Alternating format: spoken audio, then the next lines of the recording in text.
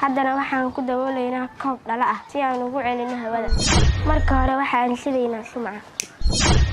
qalabka loo baahan yahay waa shumac iyo garaafo dhala ah iyo janto ama u taqaanin tara. Assalaamu calaykum waraxmatullaahi wabarakaatuh. Magacaygu waa Cabdisaaq Maxamed Ciise. Waxaan ka mid ahay ardayda fasalka lixaad ee macadka hoose dhexe iyo sare ee Daaruxuum. Waxaan halkan ka soo jeedi doonaa tijaabo ku saabsan habka hawada ay uga qayb qaadato bulshada. Waxaan idin soo jeedi doonaa anigoo ah Maxamed Cabdiqaadir Aadan iyo anigoo ah Cabdiraxiin Faarax.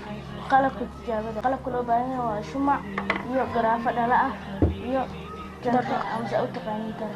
habka tijaabada. Marka hore waxaan shidaynaa shumaca. waqti yar ayaan ku sii daynaynaa si uu u sii fidnaado. waqti yar kadib maxaa ku dhacay shumac? weli ma sii helayaa shumac? haa wuu sii holayaa shumaca waxaana ka caawinaa in uu sii shidnaado hawada.